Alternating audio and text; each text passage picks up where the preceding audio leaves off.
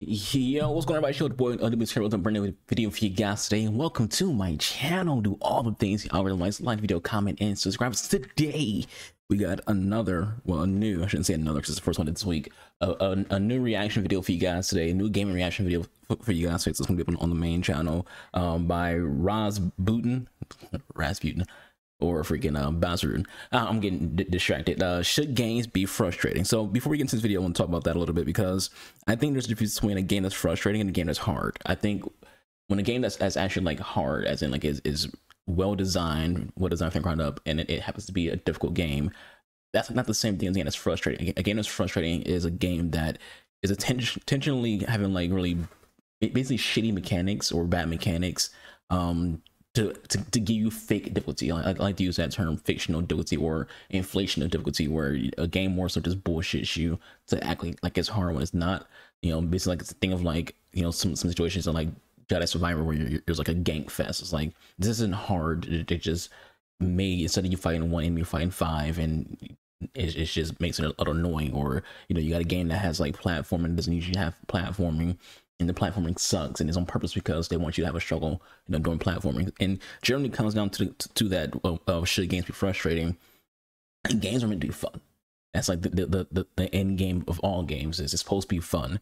So no, games shouldn't be frustrating, because you should be having fun when you're playing a game. If a game's hard, that's one thing, but if a game's frustrating, you're literally going against what people are playing the game for, which is to enjoy themselves, which is to escape, which is to immerse themselves in a different universe. They can't do that if they're frustrated. So no, games should not be frustrating.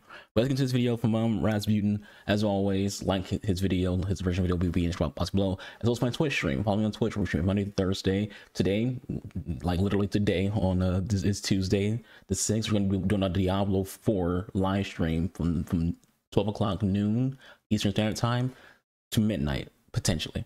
We'll try to hit midnight, but likely it'll be from 12 to like 10. But you know, we're gonna try to do it like an all-night stream, all-day stream. So follow me on Twitch. Help your boy bro over there. I do have drops on, so you can get your Diablo drops watching my stream. But let's get into today's video. Red Dead Redemption 2 is weird, especially for a AAA game. Where many titles in that space aim to appeal to as wide of an audience as possible, Red Dead Redemption 2 really doesn't. In a lot of ways, it's uncompromising. I'd go as far to say that it isn't even concerned with being all that fun. Of course, there is traditional video game fun to be had. We get shootouts and chases, and I'd say to like that aspect of, you know, Red Dead Redemption and then not appealing to other audiences is basically the developers have an idea and just sticking to their idea. I think it's good that when a game does. I think it's good when a game, you know, the writers and directors and producers has like an identity, what they want that game to be, and that's what they put out. They don't try to like change things up because, well, this audience might like it better if it has this, or this audience like better if it has that. Like, no, I think it's very good when a game sticks to its guns and be what is thought to be. Like, same thing as like Elden Ring, where it's like Elden Ring didn't change what it is to cater to. We need difficulty levels in our games. They didn't do that.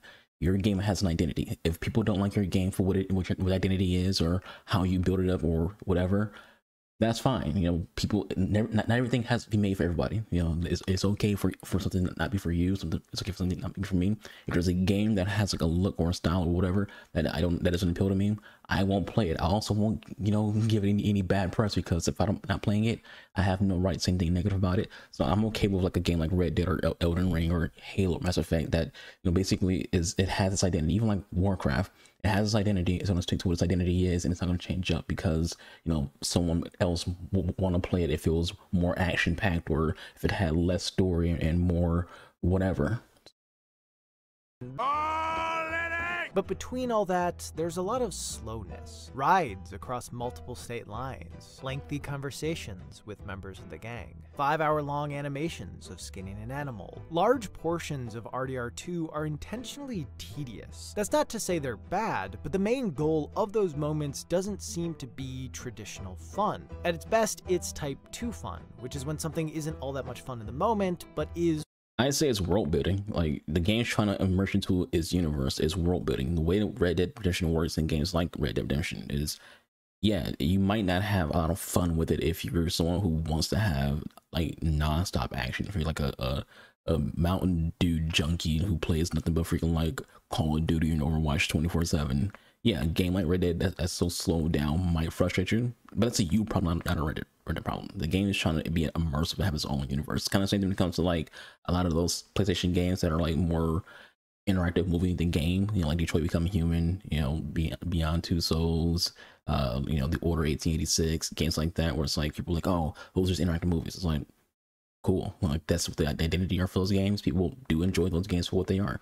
If you don't like the identity, the idea of it's more of an interactive movie than anything else, don't play those games. Then comes here, if you don't want to play a game that's focused on world building, that's focused on making the universe feel alive and like it's realistic, because that's kind of the goal here when it comes to this kind of world building. It's like they want the game to feel like you are someone who's in the wild, wild west. Then don't play the game. Otherwise, enjoy.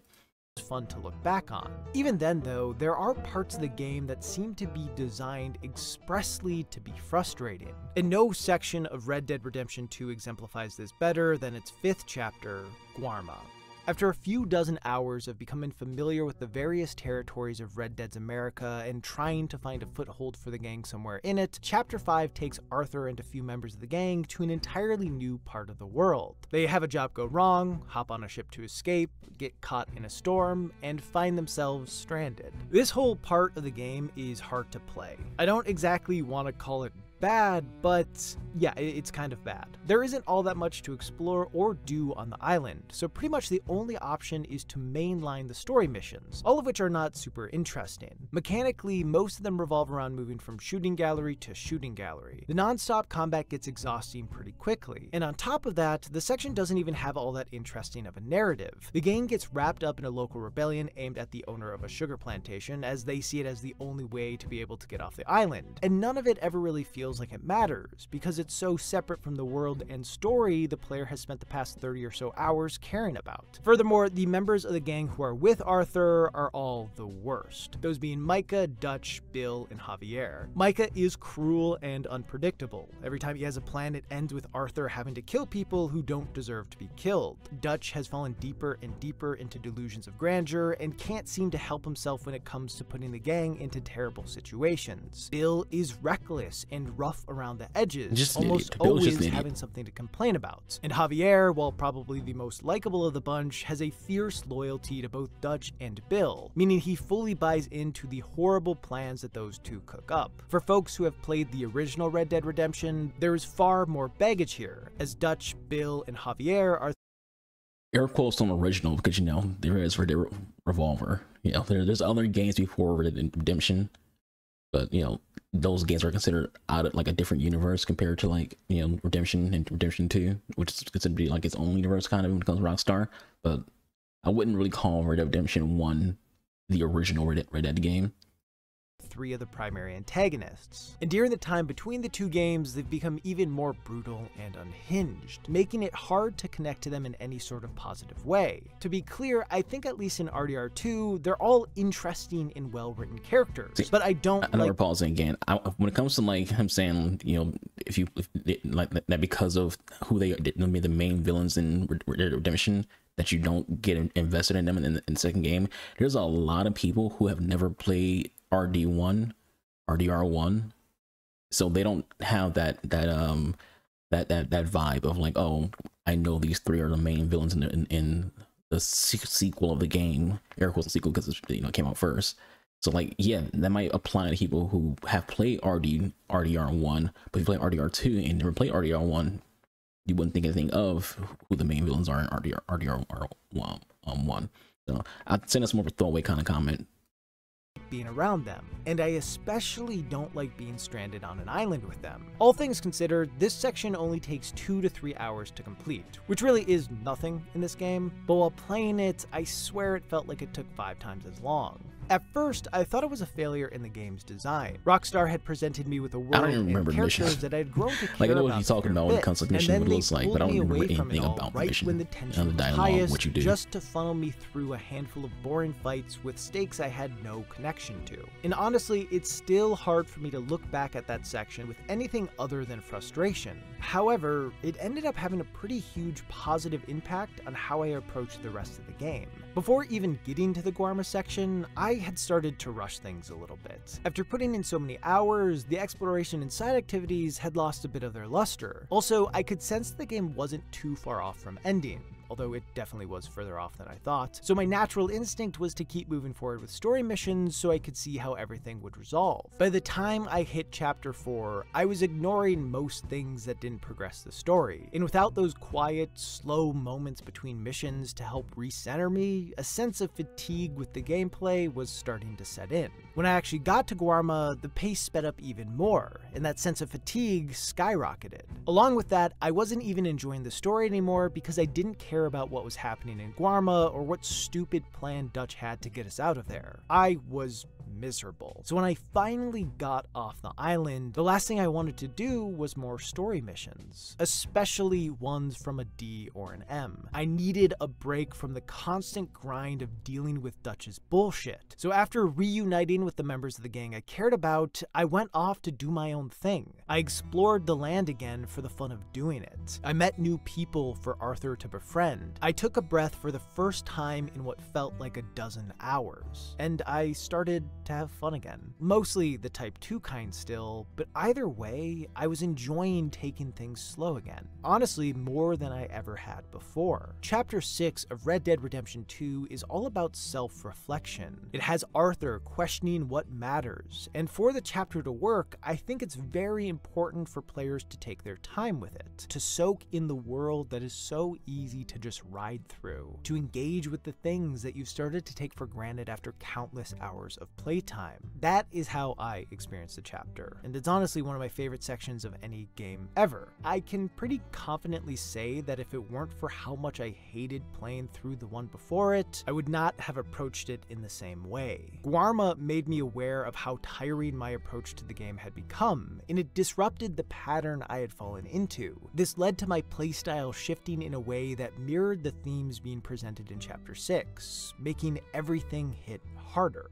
When looking at the use of frustration to highlight certain themes or playstyles, things get a bit murky. For starters, when looking at these moments, it can be tough to tell what is an intentional choice by developers to try to elicit a certain response from players, and what is just flawed game design that inadvertently works for some folks. Unless the devs come out and say what their intention was, it's pretty much all guesswork. Additionally, there's an argument that intention doesn't even matter, because if a player has an enjoyable or terrible time with the game due to some frustrating aspect or mechanic, the player's experience doesn't change based on whether or not it was intentional. Personally, I think intention largely matters because every developer goes in with the vision of the experience they want players to have. So if a design choice accidentally shifts that experience, even if some players view it as for the better, it is a failure of sorts. Granted, players finding unintentional enjoyment is just part of gaming, so it's not the biggest failure in the world. In Red Dead Redemption 2's case, I think Guarma's frustrating design was an intentional choice by Rockstar. Certain aspects of this are easier to support than others. Like the fact that Arthur is stuck there with Dutch, Micah, Bill, and Javier can't be a coincidence. Between some of them being villains in the first game and all of them being assholes in this one, I can't imagine that Rockstar didn't want to agitate players with this choice. The vibe of the section would have been far different if Arthur had been there with, say, Charles, Sadie, Lenny, and John. Having the characters with him all be antagonizing forces had a purpose. I also think taking away the ability to explore is meant to make players recognize how important it is to be able to wander. The section takes away player choice, which goes against everything the open world has represented. While in Guarma, you're supposed to feel trapped. It's harder to determine if things like the missions being boring was an intentional choice or just bad missions, but given the pace, they seem like they're supposed to stress you out. Either way, all of this added to a mood that it seems like Rockstar wanted to cultivate, that being an intentional feeling of frustration used to make players appreciate the slowness that is so easy to speed past. And I found it effective. But the way a lot of people talk about Guarma, I don't think everybody did. And of course, that leads to the biggest question that pops up when looking at the intentional use of frustration in games. Is it worth it? Like any creative medium, there are countless emotions games can evoke from players, and frustration is one of the most powerful that a title can tap into. For those willing to push through the frustration and come out the other side better for it, it can create a massive emotional connection between the player and the game. One of the most obvious examples of this is Dark Souls, which has bred a community of die-hard fans through the shared experience We're waiting for a moment where we will have to end up pausing, and here it is. Dark Souls. I said at the beginning of this video, I don't view Dark Souls as a game that's intentionally frustrating. It's just a hard game, and a game that difficulty is based on you, the player. The more experienced you are in Dark Souls, the easier and easier the game gets. Like I tell you all the time, I find Souls games outside of Sekiro, I actually do find them to be a little bit more on the hard side, but I find Souls games to be pretty easy because they're not hard. But also been playing Souls games since Dark Souls 1 first came out, so I have all this experience. If you have experience, the games are easier. I don't view them as intentionally frustrating because they aren't. Like, again, the whole thought process that he's having is it intentional to be frustrating?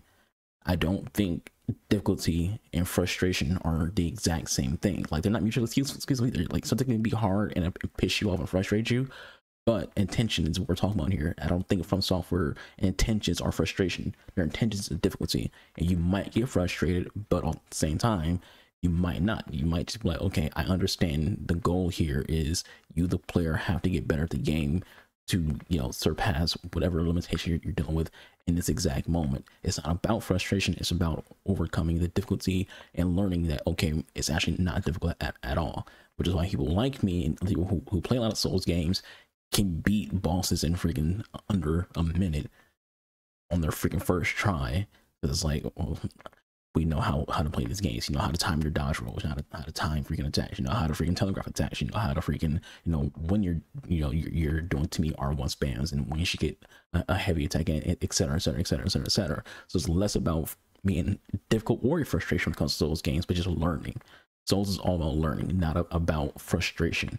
So I always feel like whenever people use the Dark Souls like entity as a benchmark for frustration or even difficulty for that matter is lazy, and also at the same time like not entirely factual, or I find like a better word to use than factual. It's not entirely, you know, a good, it's a low-hanging fruit. Let's go with that. Using Souls as an excuse or as an example for frustration or difficulty, it's a low-hanging fruit. It's too obvious. Of suffering. They trudged their way through trapped corridors and poisonous swamps. They clawed through each area, learning how to get past enemies without losing all of their heals. They bashed their heads against tough-as-nails boss fights that sometimes just seem unfair. And also, before anyone says it, and so on goes, so what about the Bed of Chaos? That's obviously going to make a game frustrating. The Bed of Chaos was not supposed to be what it ended up being. The Bed of Chaos was basically them rushing. They've just this is something that From Software themselves said that they meant Bed of Chaos to be something different, but because of, like, you know, time constraints and time crunching and things like that, they had to rush the end of Dark Souls 1 to where they just threw the Bed of Chaos together, and they admit that they would never have done anything like that again in hindsight. So that's not even like an intentional thing. Sometimes you can't blame it and like basically like a rushed section of the game as like intentional, because it's not intentional. Like, they themselves don't view it as intentional. It's just a funky moment that happened because of game development. Fair. And eventually they got good. People love FromSoft not just because their games are well made, but also because players become personally connected to them. Like, I didn't know the true meaning of anger or joy until I fought and later beat Ornstein and Smough for the first time. All of those hours of frustration players put into the games are rewarded with an incredible sense of relief that is almost addictive. Folks feel linked to the various worlds FromSoft creates partially because they earned their way through them. Of course, the trade-off here is that certain players will have absolutely no interest in playing a game that's centered around being frustrating. While I generally have a high tolerance for dealing with these kinds of aspects in games, there are a handful of titles that I tried my hardest to get into but just couldn't handle. The most notable being Pathologic 2, which on paper sounds like it should be one of my favorite games ever, but in practice it made me lose my mind. Every action I took used up valuable time or resources, and I'd go off to do something for a few hours and come back with nothing to show for it except more hunger and exhaustion. It's a game that I want to get through because I envy the way people who adore it talk about it. They hold the experience in such a high regard, and I want that feeling. But anytime I plan to boot it up, I just can't bring myself to do it.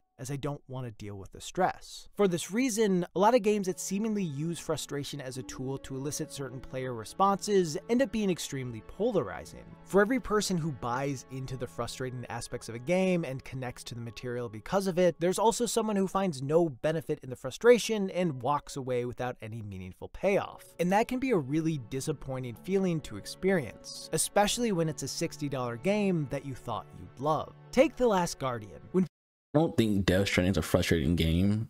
I think it's like for some people, you just won't find it to be a good game, like just overall. It's not about being frustrating or not.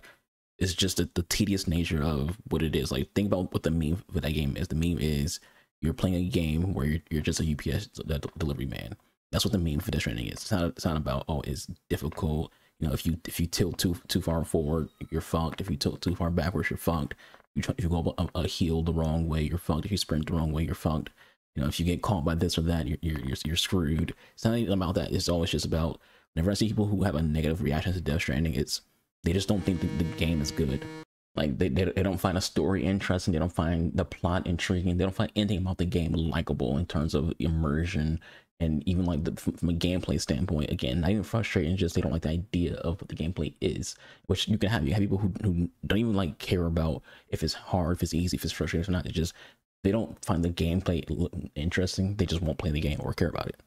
People talk about it, there is very little middle ground, because it was a long-awaited follow-up to one of the greatest games of all time, and instead of scaling massive beasts in order to take them down in an epic fashion, you spend most of the game waiting for one to understand what you're trying to get it to do. Trico is slow and disobedient, and often annoying, but there are these moments where your new giant pet comes through for you in a way you didn't think possible, and it just feels so good. Struggling with the messy controls and seemingly inconsistent AI is what makes The Last Guardian work, because when you figure out how to rely on Trico and have Trico rely on you in spite of all the barriers of communication that get in the way, the struggle starts to feel worth it. It's one of the few games I've played where I felt like I personally bonded with a character. Trico is my pet, and it's impossible to forget that feeling. However, many others walked away from it feeling like it was a janky, dated, disappointing mess. And it's hard for me to say they're wrong, because I do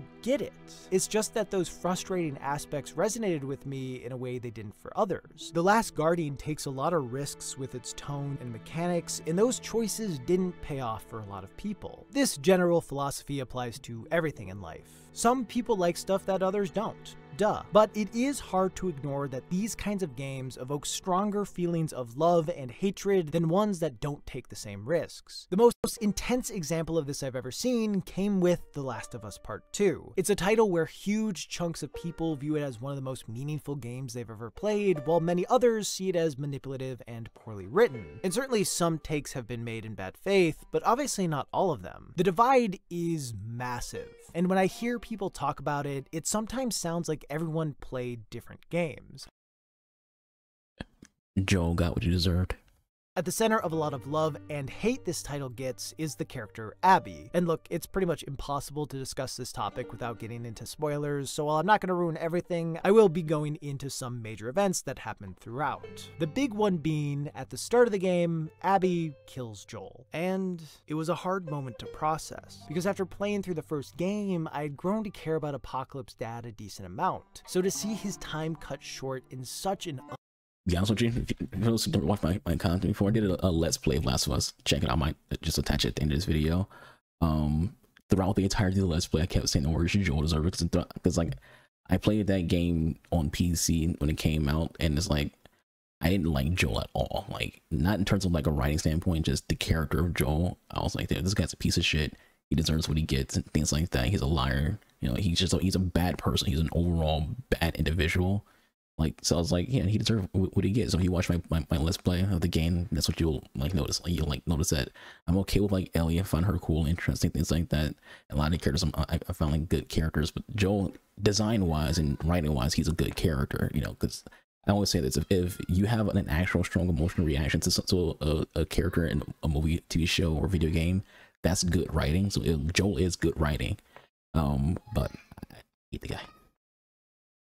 unceremonious way was painful. To be clear, going in, I was pretty positive Joel would die, but I thought it would be at the end with him doing some heroic shit to save Ellie and not this. As I played as Ellie on her quest for revenge and experienced the flashbacks of her times with Joel, I started to feel something close to actual grief, which, like my bond with Trico, is pretty wild to feel with the fictional character. Honestly, it was an uncomfortable thing to carry with me throughout the game, and that feeling was only compounded by the way the narrative explores Ellie's grief. I watched as she learned of the ways Joel had lied to her and taken away her agency. I felt that conflicted mixture of love and anger towards him boiling inside her. It was complex in a way that actual grief is. I wanted Ellie to feel some kind of peace, and I wasn't convinced revenge would give that to her, but I knew she needed a confrontation with Abby to be able to work through it. And then right when I thought a resolution was coming, the momentum that had been building for the past 12 hours came to a complete halt, and I was sent back in time to the beginning of Abby's story. And this choice lost a lot of people. It was hard enough to deal with Joel being dead right off the bat when everyone thought this game would be another adventure between him and Ellie, but then to be forced to play as the person who murdered him just felt cruel. And it is. But there's obviously purpose to it. As I watched Abby's story unfold, I began to understand and care about her, partly because she reminded me a bit of Joel. I never forgave her for what she did. In fact, even now, a part of me still hates her for killing Joel. But I did understand her. And as I learned about her life, I wanted the best for her. And yeah, narratively it was frustrating to be pulled away from the characters I had grown attached to and then put in the shoes of one I was predisposed to hate. But it opened the door for me to connect to her in a complex way. A major theme in The Last of Us Part 2 is learning to live with someone that you can't forgive. This is primarily explored through Ellie as she tries to navigate her complex feelings towards Joel, who is someone she loves but has also been hurt by. Once Ellie learns of what Joel did in Salt Lake City, something between them breaks, and the idea of forgiving him seems just as impossible as never forgiving him. And then he dies, which completely takes away the chance for the two of them to truly mend their relationship. So Ellie is forced to come to terms with it on her own, which after many missteps, she eventually does. By the end of the game, that's kind of how I felt about Abby. I couldn't forgive her, but by playing as her, I learned how to live with that. It's a complicated player-character relationship, and I found it to be really impactful. I wasn't just shown a major theme of the game, but I was asked to actually experience it, and that's a huge reason why I still think about the story even to this day. The thing is, I don't blame anyone for not enjoying going through that, and it's not surprising that tons of folks didn't make the same emotional connections I did. We all respond to things differently, and certain approaches won't work for everyone. Ultimately, this was how I experienced the game, and no amount of discussion will get someone else to retroactively experience it in the same way I did. And given that it was made in a way that inherently led to such a divisive response, it brings me back to the original question. Is it worth it for games to include intentionally frustrating design? And of course, there are a lot of ways to— I'd say in the context of what he described for Last of Us Part 2, yes. I think what they did for Last of Us Part 2 when it comes to you playing, you basically witnessing Joel dying and then playing against Ellie and then out of nowhere playing as freaking Abby. I think that's actually like ingenious freaking like game design right there. Opinions are opinions. You can say that you don't like that at all. That's fine. But for me, I think this is as pure genius. But again, I don't view it as like intentional frustration. I just view it as writing and storytelling. Like that's how I view it as. I just view it as storytelling, not as intentional frustration for frustration's sake of point of view or things like that. I just see it as storytelling. You know, when I watch a movie or a TV show or anything of that nature, it's like there's going to be things that happen that I'm not going to like or agree with, but it's because of storytelling. They're trying to develop a character, trying to like have some kind of like character arc, whatever. But it's just for storytelling.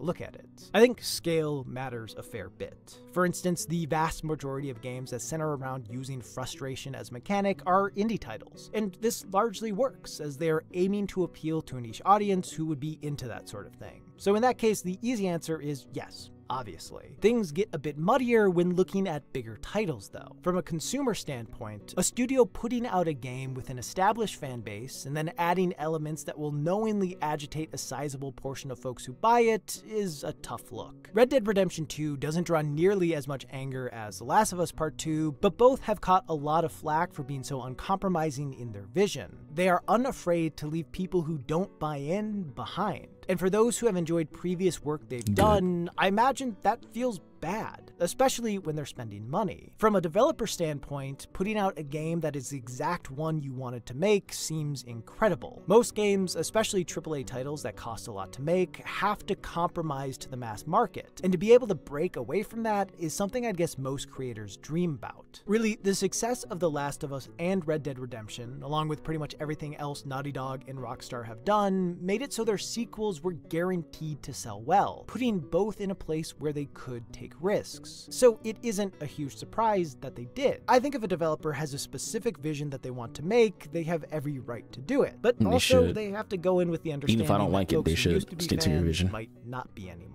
From a selfish standpoint, my answer depends on how I personally responded to any specific game in question. If it worked for me, then it was obviously the right choice. And certainly you could measure whether or not it was the right choice based on things like retention percentages, long-term sales figures, and other statistics. But even then, there are so many different definitions of success, making it hard to fully pin down. So the answer to the question is a somewhat unsatisfying, I don't know.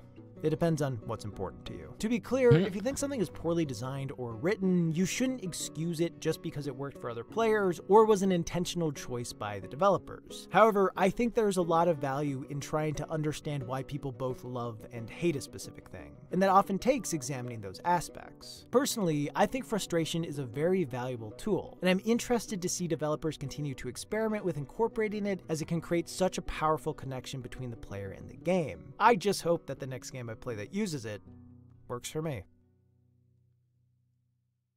Most of the It's kind of like controls. Like if you think about like the way people talk about controls, some games intentionally have bad controls because it's the identity of the game. You think about like tank controls in Resident Evil games.